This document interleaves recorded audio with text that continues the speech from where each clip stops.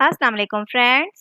आज हम स्टार्ट करेंगे इंग्लिश के कुछ इंपॉर्टेंट एमसीक्यूज़ को। तो मेरे पास मैसेजेस आ रहे थे कि मैम इंग्लिश की सीरीज़ को भी कंटिन्यू करें।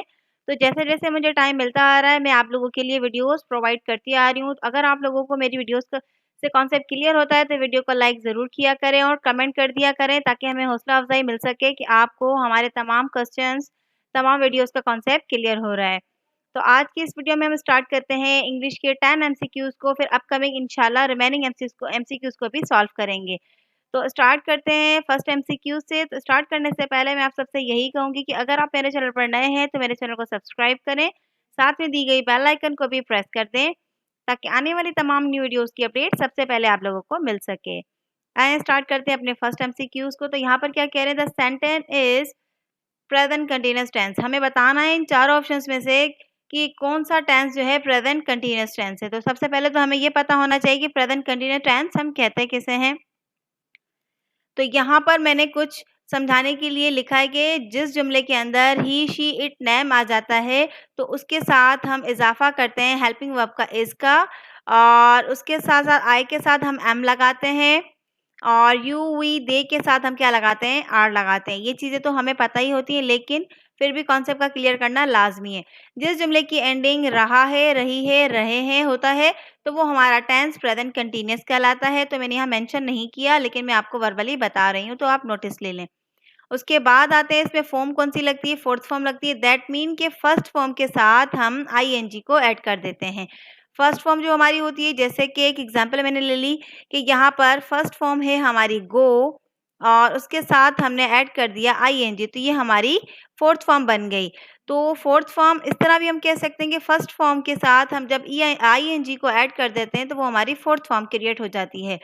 तो यहाँ पर आप समझ गए होंगे कि फॉर्म हमारी कौन-सी यूज़ होती है प्रेज़ेंट कंटीन्यूअस में। प्रेज़ेंट कंटीन्यूअस के अंदर हमारी फोर्थ फॉर्म यूज़ होती है और इन तमाम वर्ड्स के साथ ये मैंने बता दिया कि हेल्पिंग वर्ब किसके किसके साथ यूज़ होते हैं। ही, शी, इट, नेम के साथ हमारा एज़ यूज़ होता है, आई के साथ हमारा एम यूज़ होता है और यू, वी, दे के साथ हमारा आर यूज़ होता है। तो अब अकॉर्डिंग टू द इस फॉर्मेशन हम क्या करेंगे, हम इसमें से सेलेक्ट करेंगे कि इसमें से हमारा जो करेक्ट आंसर है वो हमारा कौन-सा है। तो यहाँ पर सबसे पहले हम देखेंगे कि फोर्थ फॉर्म हमारी किस में यूज़ हो रही है। तो फर्स्ट जुमले के अंदर आप देखिए सेंटेंस के अंदर कोई भी फोर्थ फॉर्म हमारी यूज़ नहीं हो रही, सेकंड में भी आप देख लें नहीं हो रही, थर्ड में देखिए कि हमारी फोर्थ फॉर्म यूज़ हो रही है। ये तो हमारा कॉन्सेप्ट क्लियर है कि ये हमारी फोर्थ फॉर्म इसके अंदर आ गई। और उसके साथ-साथ यहाँ पर मिस्टर खान क्या है, नेम है, तो नेम के साथ हम क्या लगाते हैं, हेल्पिंग वर्ब हमारा इज़ आता है। तो यहाँ पर आप देख सकते हैं नेम के साथ हमारा इज़ भी यूज़ हो रहा है और उसके साथ-साथ हमारी फोर्थ फॉर्म भी यूज़ हो रही है। तो according to the present continuous tense हमारा जो करेक्ट आंसर होगा वो हमारा क्या हो जाएगा, सी ऑप्शन हो जाएगा। इसी तरह ही कुछ और भी एमसीक्यूज़ हैं। आइए चलते हैं अपने अगले एमसीक्यूज़ की तरफ। अब हम देखते हैं सेकंड एमसीक्यूज़ को। तो इसमें क्या कह रहे हैं, the correct translation of Urdu sentence. तो यहाँ पर हमें उर्दू बताई गई कि सुबह की सैर पर जाना पसंद करता है, वो सुबह की सैर पर जाना पसंद करता है। तो यहाँ पर कर नहीं पर आएगा, थोड़ी-सी मिस्टेक है। तो सबसे पहले तो हमें ये देखना होगा, अब जिस जुमले की एंडिंग ता, ती, ते पे होती है तो वो हमारा टेंस प्रेजेंट इंडेफिनिट टेंस कहलाता है। तो इसकी भी थोड़ी-सी हम देख लेते हैं इन्फॉर्मेशन को। तो प्रेजेंट डेफिनेट टेंस के अंदर ही, शी, इट, नेम के साथ हमारा जो इजाफा होता है डस का होता है। डस उस कंडीशन में लगता है जब हम इंट्रोगेटिव, नेगेटिव इस तरह के सेंटेंस बनाते हैं। दैट मीन के सवालिया या नकारिया जुमले जब बनाते हैं तो उसमें हम डस का इजाफा करते हैं ही, शी, इट, नेम के साथ। और उसके बाद आते हैं आई, यू, वी, दे के साथ क्या लगता है, डू लगता है जब हम सवालिया क्वेश्चन बनाते हैं या नाकारिया बनाते हैं। दैट मीन कि इंट्रोगेटिव एंड नेगेटिव, या समटाइम इंट्रोगेटिव प्लस नेगेटिव का भी जुमला आ जाता है तो कोई इसमें इश्यू नहीं है। इट मीन के नेगेटिव और इंट्रोगेटिव के क्वेश्चंस के जुमले के अंदर हम डू और डस का इजाफा करते हैं। लेकिन जब हम अफर्मेटिव दैट मीन के सादा जुमला जब हम बनाते हैं उसमें हम किस चीज़ का किसमें क्या इजाफा करते हैं तो उसका कॉन्सेप्ट मैं क्लियर कर देती हूँ आप लोगों को। इसमें फॉर्म हमारी फर्स्ट यूज़ होती है। तो एक जुमला हमने ले लिया यहाँ पर, जब यहाँ पर हमारे पास आप देख सकते हैं कि ही, शी, इट, नेम के साथ क्या लगता है, डज। पर जब लगता है डज का इजाफा हम जब करते हैं जब हमारे पास कोई सवालिया आ जाए या नाकारिया आ जाए, कुछ इस तरह की फॉर्मेशन आ जाए। लेकिन अगर अफर्मेटिव दैट मीन कि सादा जुमला आ जाए, जैसे कि यहाँ पर कि Ali goes to school, that mean कि अली स्कूल जाता है, तो यहाँ पर हमने लिखा गो, तो यहाँ पर आप देख सकते हैं कि ई एस का इजाफा हो रहा है, तो हम फर्स्ट जुमले में एस या ई एस का इजाफा करते हैं ताकि हमें डज की नीड ना पड़े। तो इसकी फॉर्मेशन कुछ इस तरह की होती है। तो यहाँ पर आप देख सकते हैं कि हम स्टार्टिंग के जुमले के अंदर क्या लगाएंगे, अली गोज टू स्कूल। अगर हम इसको कर दें चेंज इंट्रोगेटिव में, तो मैंने यहाँ पर लगा दिया, जब यहाँ नेम आया तो मैंने क्वेश्चनिंग इंट्रोगेटिव के सेंटेंस में लगा दिया डज। तो यहाँ पर मैंने लिख दिया पहले डज अली। अब यहाँ पर गो के आगे जो ई एस आ रहा है हमारा, तो मैंने ई एस को हटा दिया क्योंकि यहाँ पर मैंने स्टार्टिंग में क्या लगा दिया, डज। लेकिन जब फर्स्ट सेंटेंस के अंदर हम ऐसी कोई फॉर्मेशन नहीं है, तो फर्स्ट जुमले के अंदर अफर्मेटिव सेंटेंस के अंदर हम क्या इजाफा करेंगे, अपने वर्ब के साथ एस या ई एस। ये हमारे वर्ब पे डिपेंड करता है। जैसे कि टेक है तो हम टैक्स लगाते हैं, ऐसे ही गो है तो गोज हो गया। इस तरह करके हम वर्ड लेते हैं। तो यहाँ पर आप देख सकते हैं कि गो है तो मैंने यहाँ पर ई एस का इजाफा कर दिया according to the present indefinite tense. और जब मैंने इंट्रोगेटिव बनाया तो मैंने यहाँ डज का इजाफा किया। जब यहाँ पर डज आ गया, ई एस का इजाफा इसके अंदर हो गया, तो यहाँ पर हमने ई एस को हटा दिया। तो ये थोड़ी सी फॉर्मेशन समझने वाली थी। एक और सेंटेंस बना लेते हैं इनमें वर्ड में से जिसमें हमारा डू का यूज होगा। तो मैंने यहाँ पर लिख दिया कि आप खाना खाते हैं, तो यहाँ पर मैंने लिख दिया यू टेक फूड। अब यहाँ पर और कुछ नहीं, हमने यहाँ पर देखिए ना एस का इजाफा किया है ना कोई और वर्ड का इजाफा किया, तो हमने सिंपल सा लिखा कि यू टेक फूड। क्योंकि जब हम क्वेश्चनिंग वाला बनाएंगे तो सिंपल यही हो जाएगा, डू यू टेक फूड। तो इसके अंदर आपकी सिंपल सी फॉर्मेशन है। लेकिन जब डज वाला आ जाए तो उसमें हमने सिर्फ और सिर्फ फर्स्ट सेंटेंस के अंदर एस और ई एस का इजाफा करना है। जब हम इंट्रोगेटिव बनाते हैं तो ई एस को हम हटा देते हैं क्योंकि हमने स्टार्टिंग में डज का इस्तेमाल कर लिया। तो ये छोटी सी फॉर्मेशन है। अब इसी को समझते हुए हम इस क्वेश्चन पे आते हैं कि वो सुबह की सैर पर जाना पसंद करता है। तो यहाँ पर ता ती ते वाला जुमला आया, दैट मीन के प्रेजेंट इंडेफिनिट है। तो यहाँ पर हमें सबसे पहले देखना है कि वो, दैट मीन के ही, लड़का है जाना पसंद करता है, तो हम आते हैं ही पर। अब यहाँ पर ही लाइक्स मीन्स पसंद करता है जाना। तो यहाँ पर जब हमने लिख लिया ही लाइक को, मैंने लाइक की जगह हमने एस का इजाफा कर दिया। एस का इजाफा करेंगे या ई एस का इजाफा, मैं पहले बता चुकी हूँ आपको। तो यहाँ पर देखें ई है तो हमने यहाँ पर एस का इजाफा कर दिया। He likes to go for a morning walk, सुबह की सैर पर जाना पसंद करता है। तो यहाँ पर आप देख सकते हैं कि यहाँ पर सिर्फ लिखा he goes for a morning walk, जबकि ये कह रहे कि पसंद करता है। तो यहाँ पर कोई भी लाइक का वर्ड यूज नहीं हो रहा। अब यहाँ पर जब लाइक यूज हो रहा है तो यहाँ पर सेकंड फॉर्म यूज हो रही है, जो कि हमें नहीं चाहिए। सेकंड फॉर्म तो हमें यूज ही नहीं करनी। और जब डी पे आ जाए तो यहाँ पर आईएनजी वाली फॉर्म, दैट मीन के फोर्थ फॉर्म हमारी यूज हो रही है, तो ये भी हमारा जुमला नहीं हो सकता।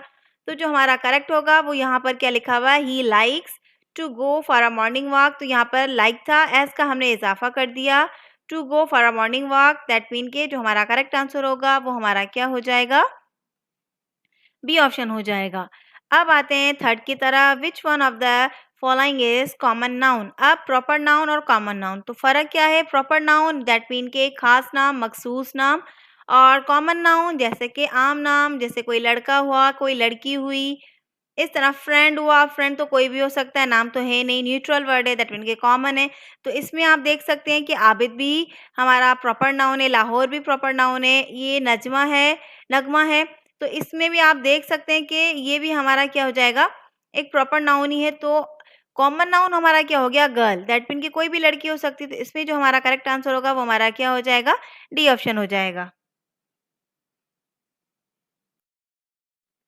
अब हम आते हैं अगले कुछ एमसीक्यूज की तरफ। तो यहाँ पर भी क्या कह रहे हैं कि he takes keen interest in his studies is. तो यहाँ पर एक जुमला बताया और इसको हमें ट्रांसलेट करना है उर्दू के अंदर। तो यहाँ पर भी आप जुमले में देखकर आइडेंटिफाई कर सकते हैं कि जुमला हमारा कौन सा है, प्रेजेंट इंडेफिनिट के, क्योंकि ही के साथ क्या लगाया, टैग, तो हमने लगा दिया एज ही टैक्स। तो अब जब यहाँ पर ही शी इट नेम के साथ हमारा किस चीज़ का इजाफा होता है, यहाँ पर आप देख सकते हैं ही शी इट नेम के साथ हमारा इजाफा होता है ई एस का या एस का इजाफा होता है। तो यहाँ पर टेक वर्ड है तो हमने सिर्फ और सिर्फ एस का इजाफा कर दिया। तो मैंने ये भी बताया था प्रेजेंट डेफिनेट के जुमले में उसकी एंडिंग किस पर होती है, ता है, ती है, ते है। तो इस जुमले के अंदर आप आइडेंटिफाई कर, यहाँ पर क्या लिखा हुआ था, तो था तो है नहीं, क्योंकि प्रेजेंट इंडेफिनेट मीन्स करता है, प्रेजेंट कंडीशन है हमारी। तो इसमें आप देखिए रहा है, ये भी नहीं हो सकता। इसकी एंडिंग देखो ता है, दैट मीन के इसका जो करेक्ट आंसर क्या हो सकता है, वो अपनी पढ़ाई में गहरी दिलचस्पी लेता है। तो आप देख सकते हैं कि according to the formation present definite की एंडिंग जुमले की किस पर होती है, ता है, ती है, ते हैं, ठीक है। और उसके बाद दूसरी बात के इसके जुमले के अंदर वर्ब के साथ एस और ईएस का इजाफा होगा, तो यहाँ पर भी आइडेंटिफाई देख लें आप कि एस का इजाफा हो रहा है। तो ये 2 चीज़ें आप अगर आप समझ जाएँगे तो ईज़िली आप अपने एमसीक्यूज़ को पिक आउट कर सकते हैं। दैट मीन कि इसके अंदर हमारा जो करेक्ट आंसर है वो हमारा क्या हो जाएगा? हमारा सी ऑप्शन हो जाएगा। अब आते हैं इस तरफ कि the incorrect interrogative sentence is. अब यहाँ पर हमें बताना है कि इसमें से करेक्ट जो है ना इंट्रोगेटिव सेंटेंस कौन-सा है। तो मैंने ये भी बताया था कि ही, शी, इट, नेम के साथ क्या लगता है डज़ और आई, यू, वी, दे के साथ क्या लगता है डू। तो यहाँ पर आप देखें कि ये हमारा प्रेजेंट इंडेफिनिट के साथ ही जॉइन है। डज़ के साथ यू नहीं लगता। अब देखिए यू के साथ डज़ नहीं लगा सकते, यू के साथ डू लगता है, लेकिन यहाँ पर थर्ड फॉर्म यूज़ हो रही है तो ये हमारा करेक्ट नहीं होगा क्योंकि हमें सिंपल फॉर्म चाहिए, फर्स्ट फॉर्म लगती है हमारी प्रेजेंट इंडेफिनिट के अंदर। और सी में भी देखें कि यहाँ पर क्या कह रहे हैं कि डज़ यू। अब यहाँ पर यू के साथ अव्वल बात तो हमारा डज़ यूज़ नहीं होता। ये देखें यू के साथ हमारा डू यूज़ होता है और ये सिंपल सी फॉर्म है, ना एस का इज़ाफ़ा ना ईएस का इज़ाफ़ा। जैसे कि मैंने यहाँ पर लगाया हुआ है यू टेक फूड, तो यहाँ पर डू यू टेक फूड, तो ना एस का इज़ाफ़ा होगा ना ही ईएस का इज़ाफ़ा होगा। हमारा सिंपल सा जुमला बनेगा। तो इसमें जो हमारा देखिए करेक्ट आंसर क्या हो जाएगा, डू यू प्ले क्रिकेट। ये हमारा इंट्रोगेटिव दैट मीन के सवालिया है। तो इसमें हमारा क्या हो जाएगा, डी ऑप्शन हमारा करेक्ट आंसर हो जाएगा। अब आते हैं हम 6 की तरफ। The sentence in present indefinite tense is. अब इसमें से हमें आइडेंटिफाई करना है कि कौन-सा प्रेजेंट इंडेफिनिट टेंस का जुमला है। तो यहाँ पर आप देखिए they are running very fast, यहाँ पर तो आईएनजी वाली फॉर्म, जबकि हमारे प्रेजेंट इंडेफिनिट के अंदर हमारी फर्स्ट फॉर्म यूज़ होती है। तो उसके बाद थर्ड पर भी आ जाएँ, दे विल। अब ये तो विल वाला फॉर्म जब आता है जब हम फ्यूचर की बात करते हैं, तो इसमें भी हम नहीं आ सकते। यहाँ पर क्या करें, दे रैन वेरी फास्ट। अब ये वर्ड जुमला भी हमारा करेक्ट नहीं है। यहाँ पर क्या करेंगे, they run very fast, simple सा जुमला, ना एस का इज़ाफ़ा ना ईएस का इज़ाफ़ा, और यहाँ पर फर्स्ट फॉर्म हमारी यूज़ हो रही है कि रन वेरी फास्ट। तो इसमें जो हमारा देखिए करेक्ट आंसर क्या हो जाएगा, बी ऑप्शन हमारा करेक्ट आंसर है according to the formation present indefinite tense के मुताबिक। अब देखते हैं हम 7वें एमसीक्यूज़ को। तो 7 में क्या कह रहे हैं, the group of words with all past time verbs is. अब यहाँ पर आप बताना है कि इनमें से ऐसी कौन-सा ऑप्शन करेक्ट है जिसके अंदर तमाम जितने भी वर्ड्स हों वो पास्ट टाइम के हों। दैट मीन के सेकंड फॉर्म हमारी यूज़ होनी चाहिए। पास्ट इंडेफिनिट रहती है, सेकंड फॉर्म हमारी यूज़ होती है उसके अंदर। तो सबसे पहले ऑप्शन पर आप आ जाएँ, उसमें हमें कौन-कौन से वर्ड गिवन है, लव, ये तो हमारी फर्स्ट फॉर्म है, रेस्पेक्ट सेकंड फॉर्म है। ये देख सकते हैं कि इनके अंदर ये तो फर्स्ट फॉर्म आ गई, तो ये तो हमारा नहीं हो सकता। थर्ड पर आ जाएँ तो इसमें भी आईएनजी वाली फॉर्म आ रही है, दैट मीन ये फोर्थ फॉर्म है हमारी। तो ये भी फोर्थ फॉर्म है, तो ये भी ऑप्शन हमारा करेक्ट नहीं हो सकता। वो तमाम वर्ड्स जिसके अंदर तमाम वर्ड्स हमारे क्या होने चाहिए, सारे पास्ट टाइम के होने चाहिए। इसमें हमारा लव्ड सेकंड फॉर्म है, ये हमारी फर्स्ट फॉर्म हो गई, ये भी हो गई, लेकिन ये हमारी फर्स्ट फॉर्म में आ रही। तो ये देखिए इनमें भी कोई भी नहीं है। अब बी पर आ जाएँ, ये ईडी दैट मीन के सेकंड फॉर्म, यहाँ पर भी ईडी रेस्पेक्टेड दैट मीन के सेकंड फॉर्म है, और यहाँ पर भी ये सेकंड फॉर्म है। स्टैंड का स्टूड है और कीप का कीप्ड है। तो यहाँ पर देखिए तमाम वर्ड्स क्या है, हमारे तमाम वर्ड्स पास्ट टाइम के हैं, दैट मीन के सेकंड फॉर्म है हमारी। तो इसमें जो हमारा करेक्ट आंसर होगा वो हमारा क्या हो जाएगा, बी ऑप्शन हो जाएगा। उसके बाद हम आते हैं 8 की तरफ, the sentence with correct punctuation. अब इसमें से बताना है कि कौन-सी करेक्ट पंक्चुएशन है। तो यहाँ पर फुल स्टॉप जो है ना मिसिंग लग रहा है, इस पे टिक लगा हुआ है, इसीलिए यहाँ पर इसके अंदर फुल स्टॉप नहीं है, यहाँ पर भी फुल स्टॉप नहीं है, यहाँ पर तो एक्सक्लेमेशन की साइन है। तो यहाँ पर जो हमारा करेक्ट ऑप्शन क्या हो जाएगा, हमारा बी ऑप्शन हो जाएगा बाय द करेक्ट पंक्चुएशन के मुताबिक।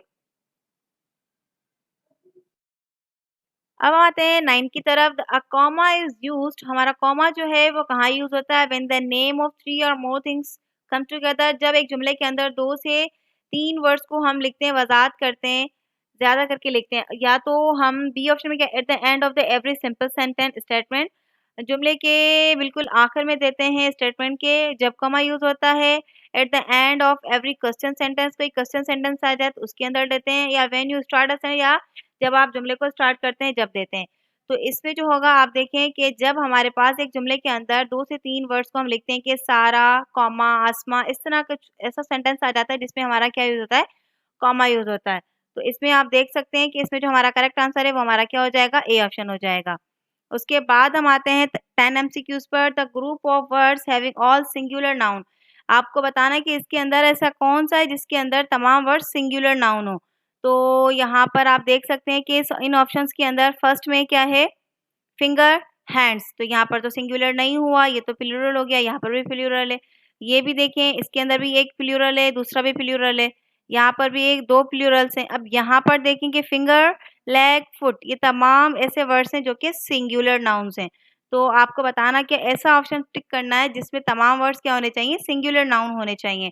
तो इसमें जो हमारा करेक्ट आंसर होगा वो हमारा क्या हो जाएगा, डी ऑप्शन हो जाएगा।